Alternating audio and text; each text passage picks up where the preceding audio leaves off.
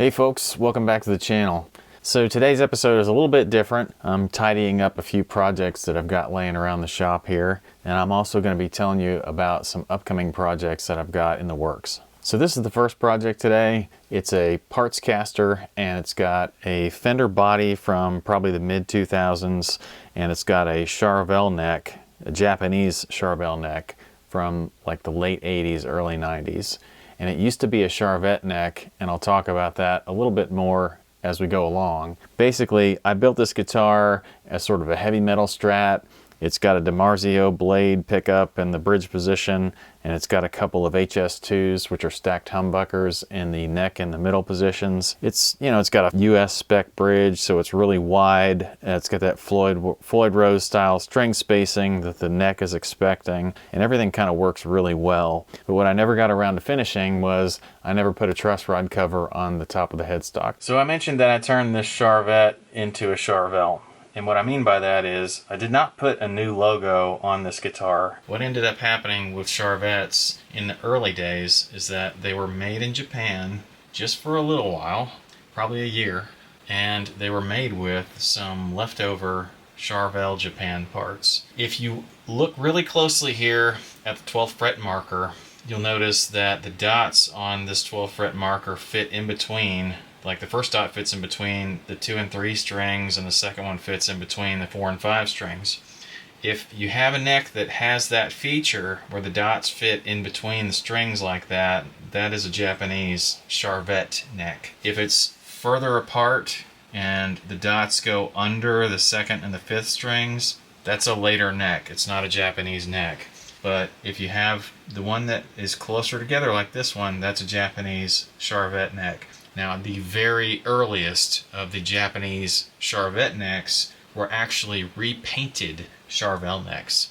And so what I did on this headstock was I sanded back the Charvette logo to reveal the Charvel logo. And so that's why I need to install this truss rod cover here, because I originally had a locking nut here. It was a sort of a Kaler style locking nut, and I had to fill the holes in order to completely refinish this headstock. And what I mean was I didn't totally refinish it. I basically just cleared over after I got done sanding, but I did repair some holes up here around the truss rod cavity, and now I need to re-drill in order to install this sort of Jackson style truss rod cover. So that's what I'm doing today, and it shouldn't be very hard. I'm just going to detune some of these strings, set them to the side, and start drilling. Alright, that should be enough space to get in there and do what I want to do. I just need to slide this in here and then set it in place and drill. Okay, very nice. So I just need to retighten my strings here, and I can check this project off my list. A little more detail on that sanding process. If you sand away a Charvette logo on one of these early necks, you will uncover a Jackson Charvel logo, as you can see here, but it's not 100%. I should tell you that I have sanded another one of these necks and did not come up with that logo, so just be cautious and make sure it's an early serial number guitar. So as you know, today's episode is less about one particular project and more about multiple projects that I have upcoming or that I just need to finish. So this is a 2005 gold sister Strat. These were produced in sort of a limited run. I think they were produced about 500 each in 2 colors. There was a gold Strat with a chrome pickguard, and there was a silver Strat with a gold pickguard. What separates these from other Strats, they had a HSS setup, and they had 1 volume and 1 tone control, and they had a paint matched headstock. So I'll show you a picture here of the headstock, but you know, they're pretty normal Strats other than just the coloring. They obviously have slightly different electronics, but I actually don't prefer the HSS setup. And what I'm going to do on this Strat instead, because it's come incomplete without the pickguard and without the humbucker, I'm going to replace the humbucker with a single coil and try to find a chrome version of the single coil pickguard. And I don't know if that's going to come from a Tom DeLonge Strat or something like that, but I think there's a fender version of this pickguard out there that's an SSS, and I'd rather put it back together that way than even try to find the original, which I'm sure is rare as hen's teeth. This is going to be a fun little project. I don't have all the parts right now, just wanted to give you a little bit of a preview, and we'll look at this one in a future episode. So this is my last project for the day.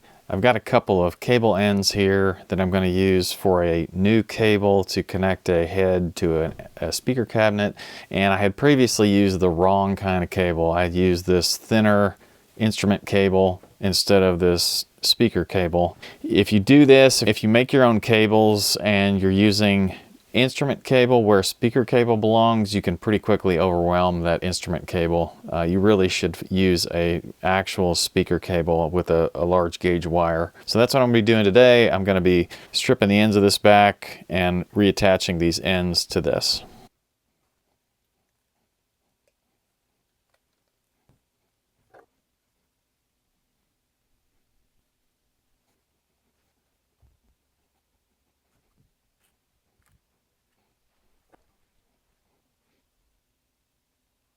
So I think this connector originally came with a plastic sleeve that was supposed to slip over here, but I have lost it or something, so I'm going to use a piece of heat shrink tubing to go over the internals to keep it from grounding out against the barrel of the connector.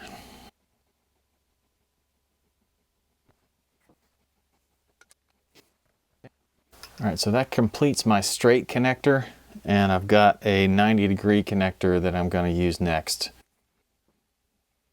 So what I'm doing is, once I get the bare wires exposed and I've stripped everything back, I'm giving them a quick swipe with a rosin pen. That way I don't have to worry about the flux on my solder. I can just put a dab of solder on the end of my gun and touch it to the end of the wire, and that'll tin the leads.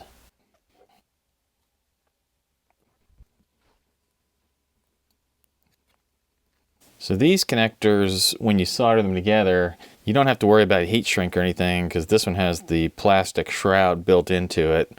All you need to do is install the back half of the male end of the connector, and then you can screw in the female end. Voila. So I mentioned a few upcoming projects. This is another upcoming project. It's a 92 American Telecaster, and it looks like it's in really great shape at first glance, but it has these finished divots that have developed completely on their own over time. It's probably a prep issue with the wood underneath or something, but there's a really big one back here on the back. I don't know if you can see that in the video, but I'm going to try to capture it in a picture for you. And the other upcoming project that I have on the way, it's coming from China. It's a kit guitar from a company called Pango, and they've got a website called guitarkit.shop if you're interested. But it's an Explorer style DIY guitar, and it's got a set neck. And I've never done a set neck guitar before, so that's going to be a new experience that you can watch me do. I'm going to try finishing it. I'm going to try, obviously setting the neck and assembling it, and so it might be a multi-part series. In fact, this one, with the finish issues that it's got, might be a multi-part series. I always appreciate when you guys hang out, watch my videos. I love the comments, I like the likes, and I really appreciate all the subscriptions. So I'll see you guys next time.